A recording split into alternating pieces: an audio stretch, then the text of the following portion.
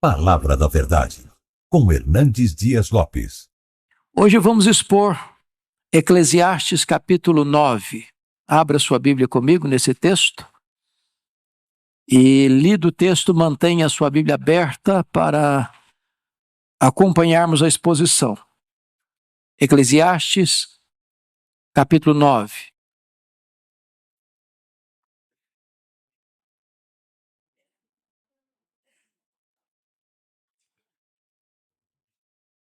Ok? Então vamos lá.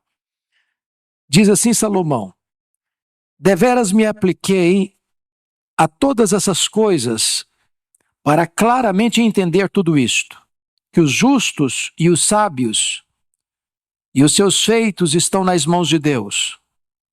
E se é amor ou se é ódio que está à sua espera, não o sabe o homem. Tudo lhe está oculto no futuro. Tudo sucede igualmente a todos. O mesmo sucede ao justo e ao perverso, ao bom, ao puro e ao impuro, tanto ao que sacrifica como ao que não sacrifica, ao bom como ao pecador, ao que jura como ao que teme o juramento. Este é o mal que há em tudo quanto se faz debaixo do sol. A todos sucede o mesmo. Também o coração dos homens está cheio de maldade, e nele há desvarios enquanto vivem, depois rumo aos mortos. Para aquele que está entre os vivos, há esperança. Porque mais vale um cão vivo do que um leão morto. Porque os vivos sabem que hão de morrer, mas os mortos não sabem coisa nenhuma. Nem tampouco terão eles recompensa, porque a sua memória jaz no esquecimento. Amor, ódio e inveja, para eles, já pereceram. Para sempre não têm eles parte em coisa alguma do que se faz debaixo do sol. Vai, pois, come com alegria o teu pão e bebe gostosamente o teu vinho, pois Deus já de antemão se agrada das tuas obras.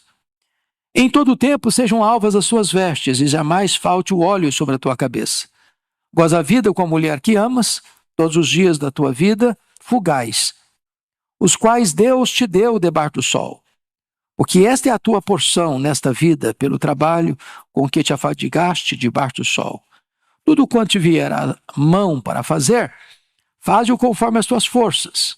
Porque no além, para onde tu vais, não há obra, nem projetos, nem conhecimento, nem sabedoria alguma. Vi ainda debaixo do sol que não é dos ligeiros o prêmio, nem dos valentes a vitória, nem tampouco dos sábios o pão, nem ainda dos prudentes a riqueza, nem dos inteligentes o favor. Porém, tudo depende do tempo e do acaso. Pois o homem não sabe a sua hora, como os peixes que se apanham com a rede traiçoeira e como os passarinhos que se prendem com o laço, assim se enredam também os filhos dos homens no tempo da calamidade, quando cai de repente sobre eles. Também vi este exemplo de sabedoria debaixo do sol, que foi para mim grande. Houve uma pequena cidade em que havia poucos homens. Veio contra ela um grande rei, sitiou-a e levantou contra ela grandes baluartes. Encontrou-se nela um homem pobre, porém sábio, que a livrou pela sua sabedoria. Contudo, ninguém se lembrou mais daquele pobre. Então disse eu: melhor é a sabedoria do que a força. Ainda que a sabedoria do pobre é desprezada e as suas palavras não são ouvidas. As palavras dos sábios ouvidas em silêncio valem mais do que os gritos de quem governa entre tolos. Melhor é a sabedoria do que as armas de guerra. Mas um só pecador destrói muitas coisas boas. Complexo o texto, não? Pois bem, esse texto vai tratar sobre o seguinte tema: sabedoria para viver e para morrer. Sabedoria para viver e para morrer. Se vocês perceberam comigo, há um estribilho ao longo do capítulo 9. Debaixo do sol, debaixo do sol, debaixo do sol. Ele está tratando a vida apenas nessa questão da horizontalidade, não da verticalidade. Então, é assim que ele está olhando a vida, de uma forma puramente secular. Então, é importante você e eu lembrarmos de duas coisas. Você morrerá, gostando desta ideia ou não. E você precisa lembrar de uma segunda coisa. Você precisa viver. Viver. A morte não chegou ainda, então viva. Aproveite a vida. Viva a vida em grau superlativo. Na verdade, Salomão, nesse texto, está como que aturdido com os mistérios indecifráveis da vida e com a realidade inevitável da morte. Então vamos às lições do texto. Primeira lição do texto, versos 1 a 3, é que a morte é inevitável. Até Jesus voltar, os homens morrerão. Então, vamos aqui olhar alguns pontos desse primeiro aqui, que a morte é inevitável. Primeiro, nossa vida está nas mãos de Deus. Olha o verso primeiro. Deveras me apliquei a todas essas coisas para claramente entender tudo isto, que os justos e os sábios e os seus feitos estão o quê? Nas mãos de Deus. Pronto. Sua vida está na mão de quem? De Deus. Os sábios estão na mão de quem? De Deus. Os tolos estão nas mãos de quem? De Deus. Quem controla o mundo? Deus. Quem define o dia que você vai morrer? Deus. Quem tem as rédeas da história nas mãos? Deus. Então eu sou o quê? Dependente de Deus.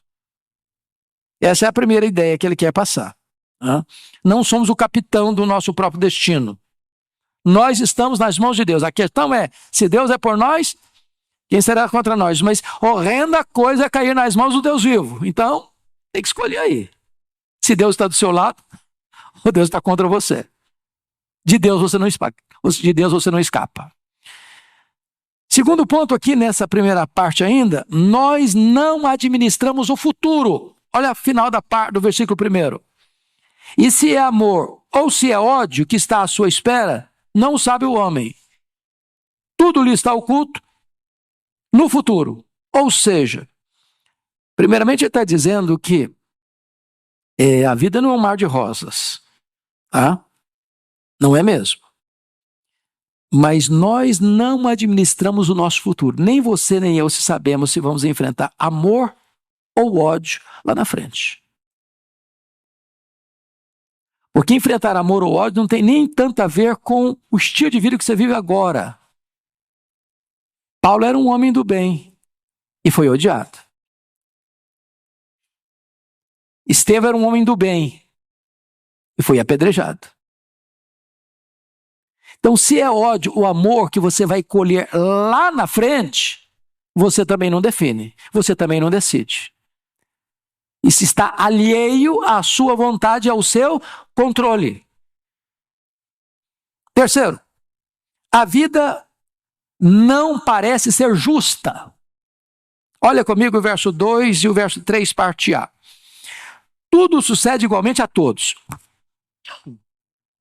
O mesmo sucede ao justo e ao perverso, ao bom, ao puro e ao impuro, tanto ao que sacrifica como ao que não sacrifica, ao bom como ao pecador, ao que jura como ao que teme o juramento. Este é o mal que há em tudo quanto se faz, em que lugar? Debaixo do sol. A todos sucede o mesmo. Bom, parece que esse conceito aqui não é cristão, não é isso? Não é um conceito claramente cristão. Porque o que a Bíblia diz? Quem semeia vento, colhe tempestade. Quem semeia na carne, a carne colhe corrupção. O que você semear, se você ceifará. Mas como assim ele está tratando? O que ele está falando? O que ele está falando é o seguinte, é que coisas ruins podem acontecer com pessoas boas. Por exemplo, chegou a pandemia, Covid-19, Só incrédulo morreu? Só ateu morreu? Só blasfemo morreu? Não. Pandemia atingiu quem? Todo mundo. Todo mundo. Você mora num condomínio, um prédio. O prédio desaba. Quem morre? Crente, descrente. Ateu, blasfemo, piedoso, todo mundo. Vem um tsunami, varrendo a cidade, Brumadinho, etc, e etc, etc. Quem é atingido? A enchente do Rio Grande do Sul atingiu quem? Todos. Todos. Pode ser piedoso, pode ser ateu, pode ser incrédulo, pode ser isso, pode ser aquilo. Quando a situação chega, ela atinge quem? Todo mundo. Todo mundo. É disso que ele está tratando. Você pega um Jó da vida, ele era um piedoso. Sofreu os golpes. Você pega um Estevão da vida, foi apedrejado. Você pega um Paulo da vida, foi degolado. Você pega um Pedro da vida, foi crucificado. Ou seja, moralidade não é proteção contra mortalidade. Bala perdida pega quem na rua? Quem tiver na hora. Se é crente ou descrente, a bala vai pegar nele. É desse aspecto que ele está tratando para nós. Uma tempestade, um acidente, uma pandemia atinge crentes e descrentes. É isso que ele está tratando aqui. Quarto lugar, a morte é absolutamente certa. Agora vamos olhar o versículo 3, a parte B dele, que diz assim: também o coração dos homens está cheio de maldade, nele há desvarios, enquanto vivem depois, rumo à morte. Ou seja, o camarada viveu na presença de Deus. Ele vai para onde? Rumo à morte. O cara viveu na rebeldia e na transgressão. Depois, vai para onde? Rumo à morte. Você sepulta crente, sepulta descrente. Você tem funeral de crente, funeral de descrente. Você chega num cemitério, aqui jaz o crente e o descrente. A morte é o quê? Inevitável.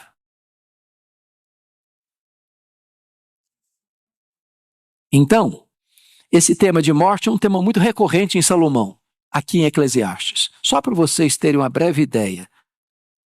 Dê uma olhadinha comigo, porque às vezes esse assunto não é gostoso de ouvir, mas é necessário de entender. Capítulo 1, versículo 4. Eu vou só fazer um levantamento rápido. Geração vai, geração vem. Quando você diz geração vai, geração vem, você está implicando em quê aqui? Morte. Dá uma olhadinha no capítulo 2.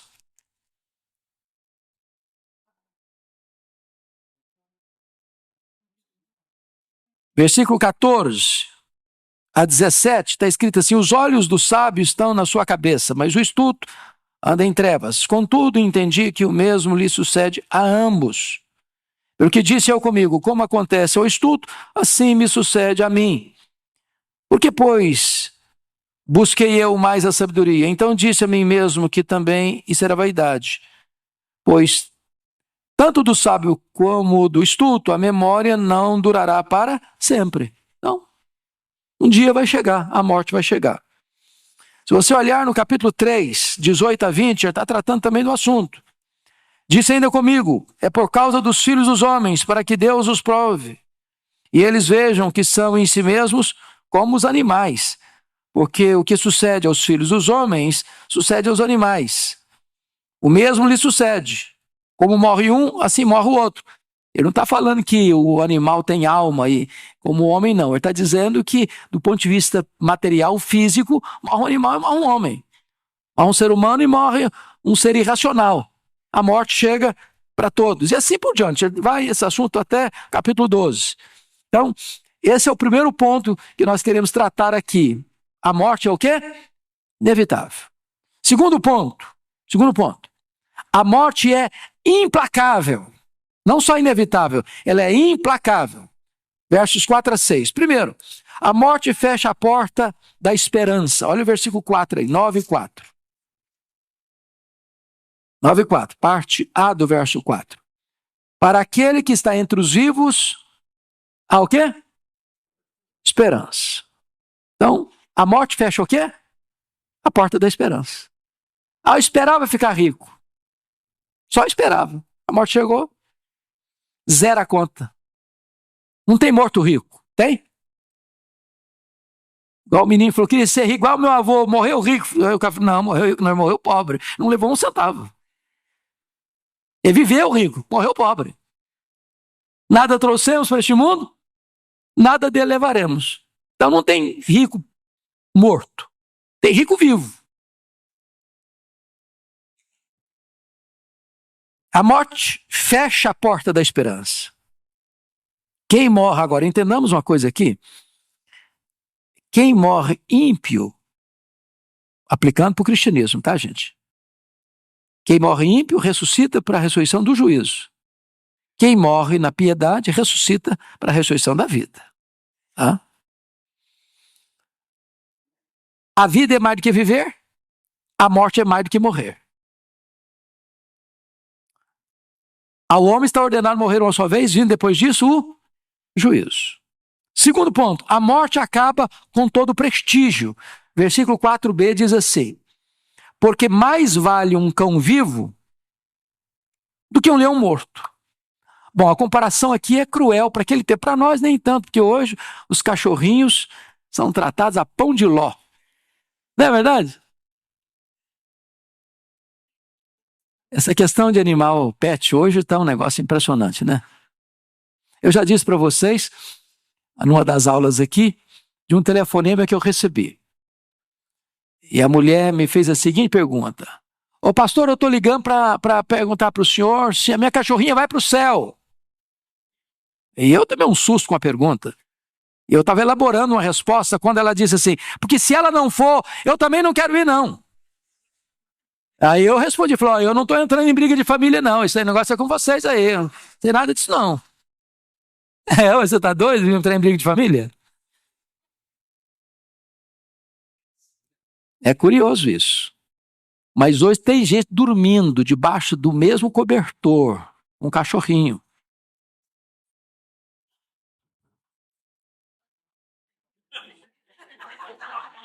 Vocês estão rindo por causa de quê? Eu não entendi.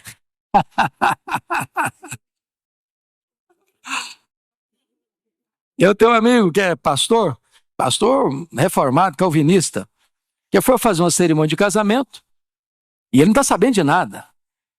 E na hora da aliança entrar no cortejo, a cachorrinha da família foi levando as alianças.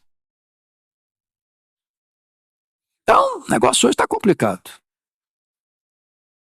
Agora, cão, lá na época de Salomão, não era pet não, viu gente? Era cachorro de rua, leprento, que virava as latas de lixo.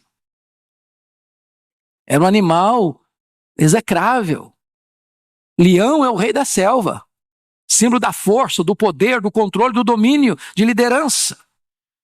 Então ele está dizendo, vale mais um cachorro leprento, vivo, do que um leão famoso morto. O que ele está querendo dizer com isso? Que quando a pessoa morre, acabou o prestígio. O leão não ruge mais, não ataca mais, não lidera mais, não é o chefe da floresta mais. Está entendendo isso aqui? Morreu, o prestígio acabou. Uma perspectiva debaixo do sol. Terceiro, a morte encerra os privilégios. Olha o verso 5. Porque os vivos sabem que hão de morrer, mas os mortos não sabem coisa nenhuma, nem tampouco terão eles recompensa, porque a sua memória já esqueceu. Está falando debaixo do sol, viu gente? Crente tem recompensa sim. Crente tem recompensa, não tem? Morrer é deixar o corpo e habitar com o Senhor. Morrer é partir para estar com Cristo, que é incomparavelmente melhor. Bem-aventurados aqueles que desde agora morrem no Senhor, porque descansam das suas fadigas, as suas obras acompanham. Mas na perspectiva materialista, horizontalista da vida, debaixo do sol, morreu. Acabou o prestígio. Se você parar para perceber, os vivos sabem que vão morrer. Então eles podem mudar de conduta. Eles podem ter uma outra rota. deixar o caminho da transgressão, entrar no caminho estreito da obediência. Então tem chance ainda para ele. Mas os mortos não podem mais mudar o destino. Morreu rico, está lá em Lucas 16, foi sepultado no inferno. Aí no inferno não dá para mudar mais. Nem uma gota d'água tem mais. Nem ajudar a família pode mais. Há um grande abismo entre aqui e lá. Então não dá para passar de lá para cá, nem daqui para lá. Ou seja, a morte encerra o quê? Completamente o prestígio, os privilégios. Quarto, a morte encerra as atividades. Versículo 6. Vamos lá? Vão comigo? Amor, ódio e inveja. Para eles, já pereceram. Para sempre, não tem eles parte em coisa alguma do que se faz debaixo do sol. Então, preste atenção nisso. Seja atividade boa, amor. Seja atividade má, ódio e inveja. Morreu, acabou. Acabou. Paulo chega a dizer que a lei não tem controle sobre o morto. Você deve R$1 milhão. Morreu. Não dá para pagar a conta mais. Não se cobra mais a dívida. Acabou. Morreu. Ou seja, nas atividades daqui, não tem mais lead, não tem mais trabalho, não tem mais atividade, não tem mais. Aliás, nem casamento tem mais. Então aproveita agora, meu filho, porque não tem depois. Alguns dizem, até que enfim também, né? Mas, que pena, podia demorar um bocadinho. Tem não, filho. É só para aqui. Bom, vamos ao terceiro ponto da mensagem.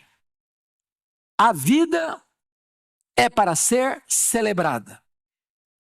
Então ele está falando da inevitabilidade da morte, da implacabilidade da morte, mas agora está olhando agora para o outro ângulo, a vida. Então, em primeiro lugar, celebre a mesa farta. Versículo 7, leia um comigo.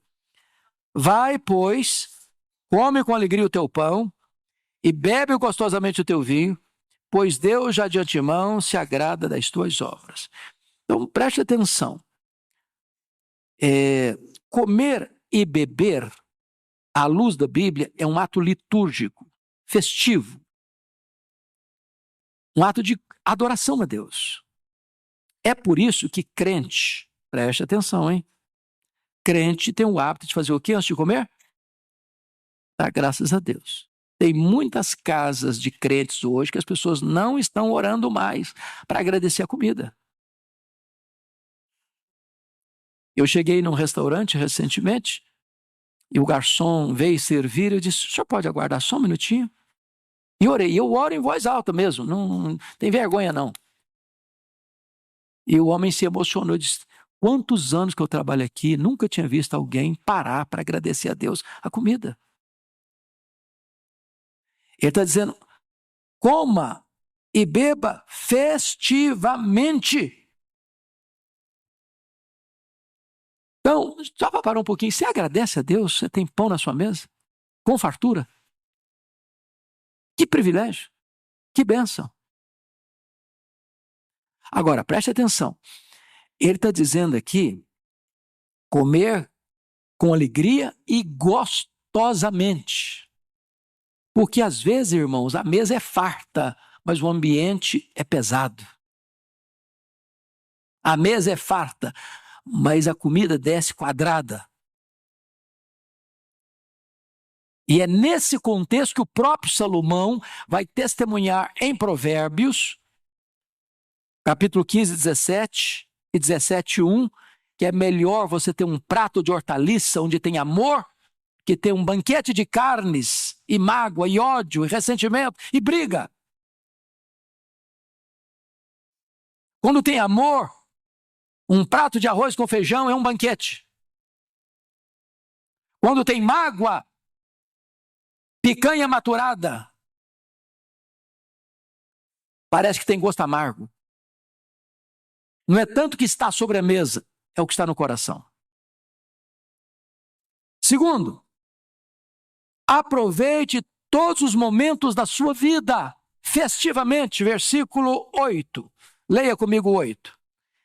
Em todo tempo, sejam alvas as tuas vestes, jamais falte o óleo sobre a tua cabeça. Então vamos entender o significado primário do texto e depois só a aplicação espiritual do texto. Porque esse versículo é quase só usado para a questão da unção, não é? Santidade e unção. Vestes alvas e óleo sobre a cabeça. Mas não é o sentido primário do texto. Quem vestia vestes brancas? Os guerreiros vitoriosos voltavam das conquistas com vestes brancas. Quem vestia vestes brancas? As pessoas no dia de núpcia, no dia de festa, no dia de celebração, os sacerdotes. Então, vestes brancas, não falte vestes brancas, é o seguinte: não falte na sua vida este ambiente de celebração, de gratidão, de vitória, de exultação. Ponha vestes brancas. Todo dia que você vive é um dia único na história, nunca houve um igual, nunca haverá outro semelhante. É só este, é o único dia singular na sua vida, é hoje. É hoje, porque o amanhã não chegou, o ontem já foi embora, só tem um hoje. Então viva hoje celebrando a vida. O que é o óleo sobre a cabeça? É honra. É o Salmo 23. É honra. Então viva hoje como se fosse o último dia da sua história, com prazer, com deleite, com exultação, com gratidão. É isso que ele está dizendo. Agora vamos à aplicação espiritual, porque esse versículo é quase só usado para aplicação espiritual. Vestes brancas falam de santidade, de você ser justificado. A pergunta lá do Apocalipse capítulo 7 é: de onde vem essa multidão? Esses são aqueles que lavaram as suas vestiduras no sangue do Cordeiro, estão com vestes alvas, com palmas nas mãos, exaltando a Deus. Então, vestes brancas também significa viva uma vida de santidade. Óleo sobre a cabeça significa você recebe a unção do Espírito Santo para viver esse dia na presença de Deus e para a glória de Deus. Terceiro, desfrute a vida conjugal. Leia o 9 comigo, por favor. Vamos juntos? Goza a vida com a mulher que amas, todos os dias da tua vida fugaz, os quais Deus te deu debaixo do sol. Porque esta é a tua porção nesta vida, pelo trabalho com que te afadigaste debaixo do sol. Então, o que ele está dizendo? É que a vida conjugal é para ser celebrada. Em outras palavras, não ponha o seu casamento no piloto automático. Porque não tem nada mais perigoso para a vida conjugal do que a rotina, a mesmice, a falta de criatividade. Então, aqui há demonstração de afeto, a mulher que amas. Aqui há busca ativa de alegria, goza a vida. Aqui há encorajamento perpétuo todos os dias da tua vida. Aqui há um meio às lutas, porque isso tudo é vivido em meio às lutas, pelo trabalho com que te afadigaste debaixo do sol. Então não espere só dias róseos para celebrar a vida conjugal, não. Você celebra na dinâmica da vida. Tem luta, tem festa, tem alegria, tem prazer conjugal, no meio do torvelinho da vida, no miolo da tempestade da vida. É aí que você celebra a sua vida conjugal. Quarto, faça o seu trabalho com excelência. Versículo 10, leia comigo o versículo 10. Vamos juntos? Tudo quanto te vier à mão para fazer, faze-o conforme as tuas forças. Porque no além, para onde tu vais, não há obra, nem projetos, nem conhecimento, nem sabedoria alguma. Ele está falando isso do ponto de vista debaixo do sol. Porque para onde nós vamos, tem trabalho sim. Tem trabalho sim. Apocalipse 22 diz que os seus servos o servirão. E não vão trabalhar, gente, com um corpo de glória, sem cansaço, sem fadiga, sem estresse, sem ansiedade, sem medo. Um corpo 100% turbinado pela glória de Deus. Um corpo imortal, incorruptível, poderoso, glorioso, espiritual, celestial, semelhante ao corpo da glória do Senhor Jesus. Agora, na perspectiva humana, terrena, debaixo do sol, morreu, acabou o projeto. No cemitério, tem muitos sonhos não realizados. Então, lute para realizar os seus sonhos agora. Depois, não tem mais sonho. Agora, o que ele está ensinando para nós? Trabalhe tudo quanto vier às tuas mãos para fazer, faze-o conforme o quê? Suas forças. Deus não vai requerer de você mais do que você pode dar. Ele deu para um 5 talentos, deu para outro 2 talentos, deu para um terceiro 1 talento. Deus nunca vai cobrar daquele que deu 1 talento, você tem que me dar 5 de volta. Deus não vai cobrar de você que você não foi igual Billy Graham. Mas Deus vai cobrar de você o talento que ele deu. Então, se você vai fazer alguma coisa, faça com excelência. Faça o melhor. Faça tudo quanto você pode fazer. Entregue o que você precisa entregar. Salomão está dizendo nada de preguiça. Nada de fazer a coisa relaxadamente. Nada de fazer meia boca. Se é funcionário da empresa, seja o melhor que você puder. Você trabalha por conta própria, faça o melhor que você puder. Se você está cuidando da sua casa, uma mulher que trabalha no lar, faça o melhor que você puder. Você vai fazer o almoço, o jantar, faça o melhor que você puder.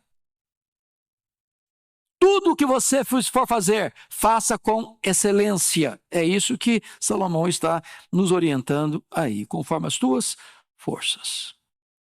Quarto ponto do nosso estudo. Eu volto ao tema de morte outra vez. Então, começou com morte, deu uma pausa, tratou da vida, vamos voltar para a morte. Dureza, né?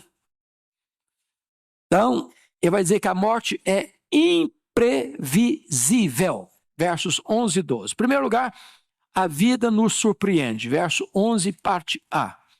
Vi ainda debaixo do sol que não é dos ligeiros o prêmio, nem dos valentes a vitória, nem tampouco dos sábios o pão, nem ainda dos prudentes a riqueza, nem dos inteligentes o favor. O que está percebendo aqui? Salomão está escalando um time de primeira divisão, de primeiríssima divisão, para jogar o jogo da vida. E aí tem um time de terceira divisão, que ninguém acredita nele, que costuma levar de goleada. E para surpresa, no campeonato final, na decisão final, os pernas de pau é que ganham. E os camaradas com a camisa cheia de estrela, de títulos conquistados, levam tinta. Perdem. Não é isso que ele está dizendo aí? Não é dos ligeiros. O cara é corredor de maratona, vencedor de maratona 100 metros. Não é dele o prêmio. Não é do valente, cara que domina todo, sabe tudo, conhece tudo, não teme nada, conhece estratégia de guerra, não é dele a vitória. Não é dos sábios o pão, o cara é sábio demais, mas não conseguiu traduzir a sabedoria dele em dinheiro, em riqueza. Não é do prudente a riqueza. O cara é prudente. Nem do inteligente, o cara sabe muito, por favor. O que aconteceu? A vida é cheia de surpresa. Os improváveis ganham uma grande zebra no campeonato da vida. Tem hora que você olha para um cara assim, o cara é rico, mas muito rico, mas o cara é bobão. É bobão. Mas o cara ganha dinheiro, parece um Midas. Tudo que bota a mão vira ouro. Aí você vê um cara inteligentíssimo, o cara é sábio, o cara entende, o cara conhece, o cara é bom em tudo. Coitado, tá ralando. Ralando. A vida surpreende a gente. É um Davi diante de um Golias. O Golias tinha tudo para ganhar, mas quem vence a guerra é o Davi. Segundo ponto, a vida está fora do nosso controle. A vida está fora do nosso controle. Versículo 11, a parte B. Quando ele diz assim: porém, tudo depende do tempo e do acaso. Essa palavra acaso a gente não gosta muito no contexto cristão, não é verdade? É claro que Salomão está aqui não contrariando para nós o princípio de Efésios 1:11. Deus faz todas as coisas conforme o conselho da sua vontade. Você e eu não cremos em acaso nesse sentido. Não cremos em acaso, não cremos em sorte, não cremos em azar, não cremos em olho gordo, não cremos em macumba para crente. Nós cremos que a mão de Deus dirige o nosso destino. Mas o que ele está colocando aqui é que você não tem controle sobre as circunstâncias da vida. Não tem mesmo.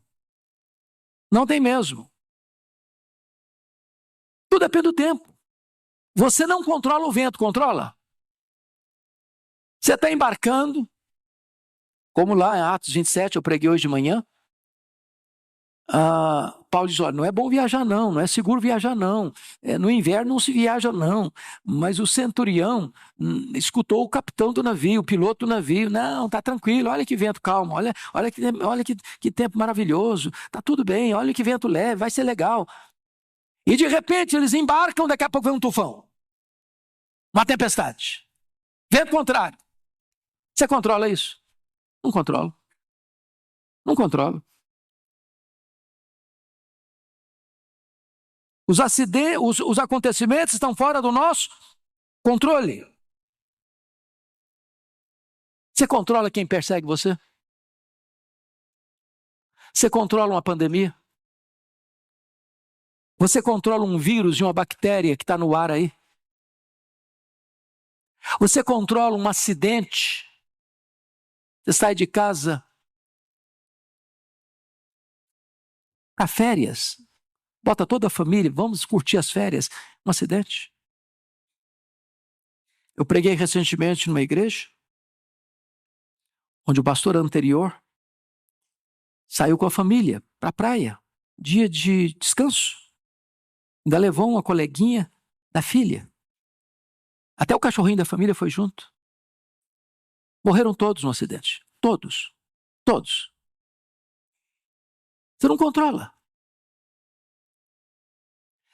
Ou seja, o ser humano é absolutamente dependente de Deus e das circunstâncias, que ele chama aí do acaso. Terceiro lugar, a morte chega sem mandar aviso prévio. Versículo 12, leiam comigo o versículo 12, por favor. Vamos juntos? Pois o homem não sabe a sua hora, como os peixes que se apanham com a rede traiçoeira, e como os passarinhos que se prendem com o laço. Assim se enredam também os filhos dos homens no tempo da calamidade, quando cai de repente sobre eles. Ô, gente, pense comigo. Se um cardume de peixe está nadando festivamente no mar ou no rio, feliz da vida, talvez se comunicando entre eles, não sei, e tem lá uma rede. Se ele soubesse que ali naquele local teria uma rede e que ele seria apanhado pela rede, ele nadaria para outros cantos. Não é verdade? Tem uma arapuca, tem um laço, passarinho voando gostosamente pelo ar das criaturas irracionais de Deus. Eu acho que o mais feliz é o passarinho. Já pensou voar? Que coisa fantástica. Se ele soubesse que ao pousar aqui tem um laço que vai prendê-lo, ele não pousaria aqui? Continuaria voando. Se você soubesse que no quilômetro tal, na curva tal, você está dirigindo, vem um caminhão na contramão para bater de frente em você, você nem viajaria nesse dia. Você não tem controle. Assim como um peixe cai numa rede, assim como um pássaro cai num laço, o homem cai também no dia da calamidade. Ele não está sabendo, ele não tem controle, ele não domina isso. Ele está sujeito a essa realidade. Em outras palavras, a morte vem em hora inesperada. Pode vir lá na academia, o cara está lá malhando. Dá um infarto no cara, o cara cai.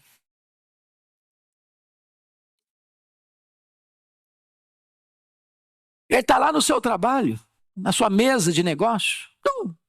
Morreu. Pronto. Ou lá na CTI do hospital. Em outras palavras, o homem não tem o quê? Controle. Nem do dia, nem da hora, nem da circunstância. A morte chega sem mandar aviso prévio. Vamos ao último ponto, então, dessa mensagem. É que agora ele vai trabalhar aqui. O tema é sabedoria para viver e sabedoria para morrer. Agora ele vai tratar que a sabedoria é proveitosa. Primeiro, a sabedoria ilustrada. Ele vai ilustrar a sabedoria nos versos 13 a 15, parte A. Você lê comigo, por favor, 13 a 15, parte A. Vamos juntos? Também vi este exemplo de sabedoria debaixo do sol, que foi para mim grande.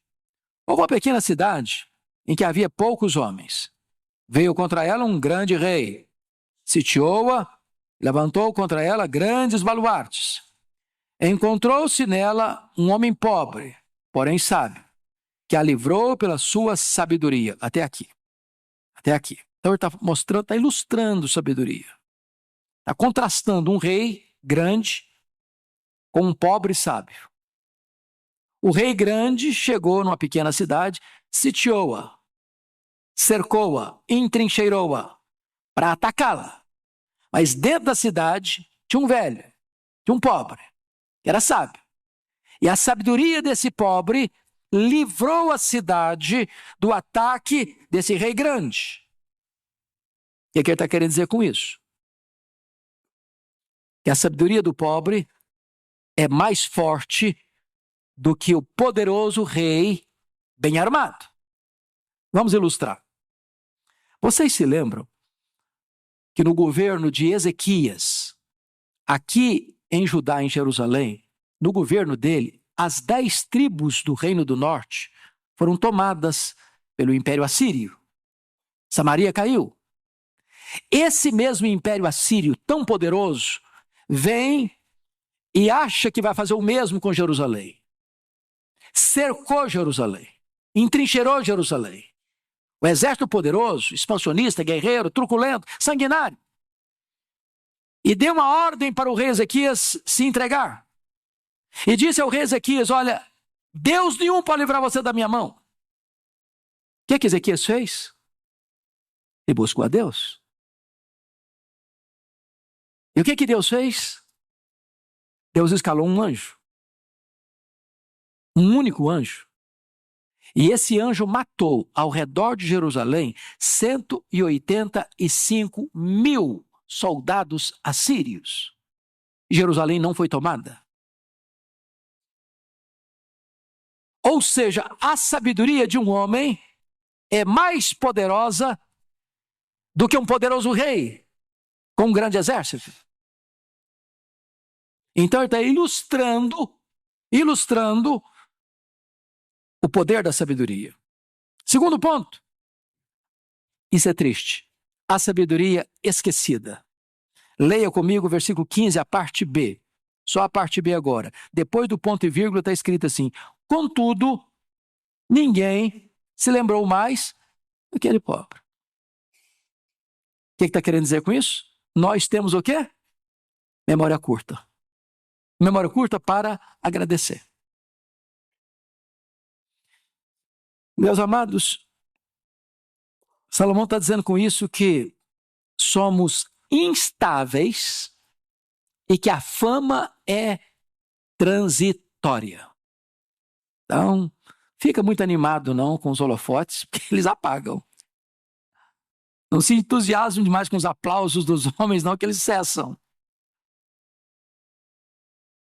Ninguém permanece no pódio a vida inteira.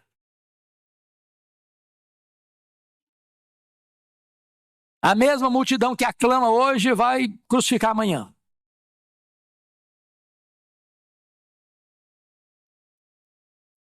Ele, aliás, já disse isso em outra circunstância, que a gratidão parece que sofre de amnésia. E nós esquecemos até mesmo da família, sabia?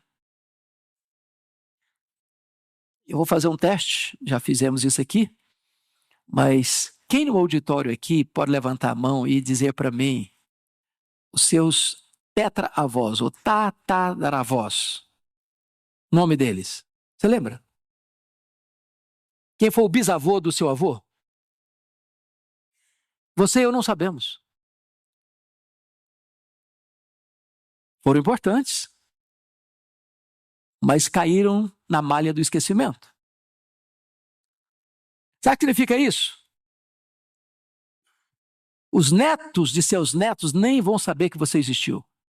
Então, baixa a bola. Baixa a bola. Sabedoria esquecida. Finalmente, último lugar. A sabedoria enaltecida.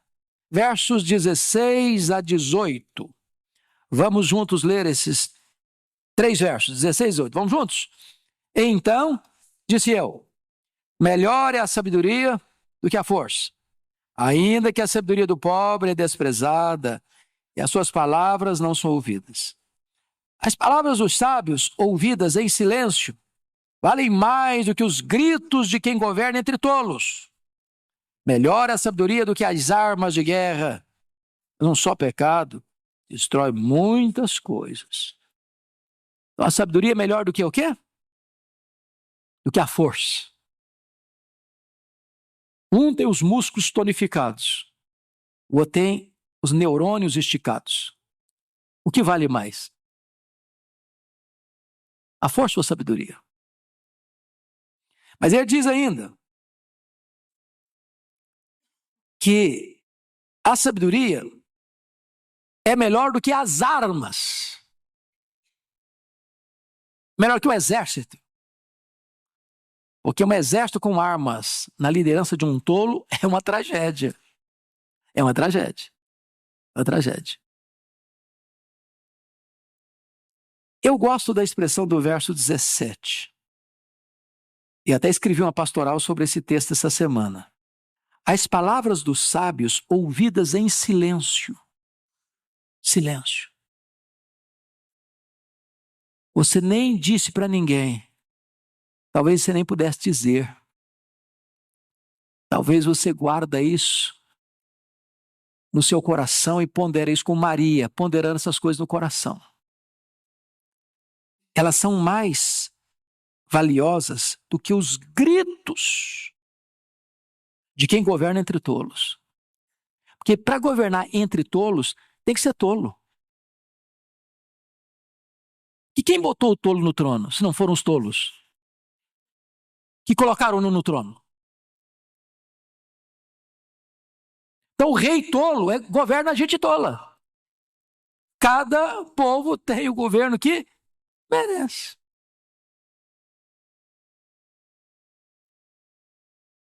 E não reclama do rei tolo se você foi tolo de votar nele. Vou fazer igual o Orival. Vocês estão entendendo o que eu estou falando?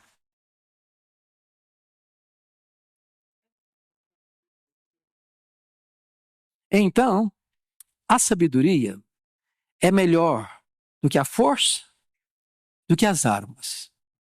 Mas ele termina, irmãos, com uma frase complicadíssima e dolorosa para nós. Como é que ele termina? Mas um só pecador destrói muitas coisas boas. Vocês têm visto isso?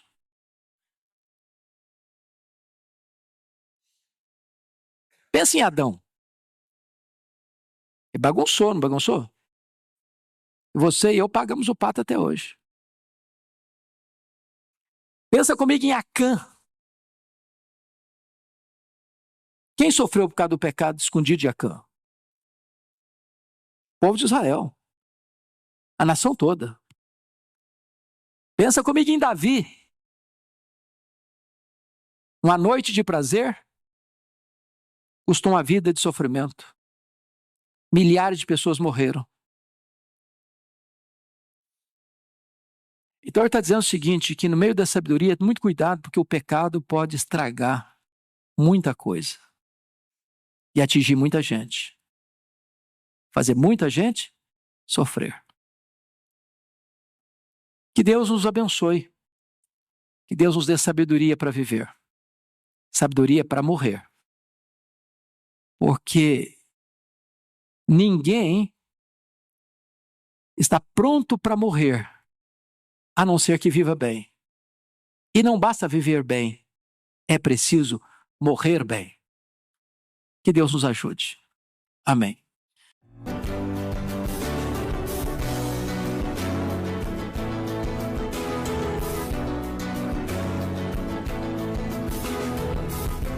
Palavra da Verdade, com Hernandes Dias Lopes.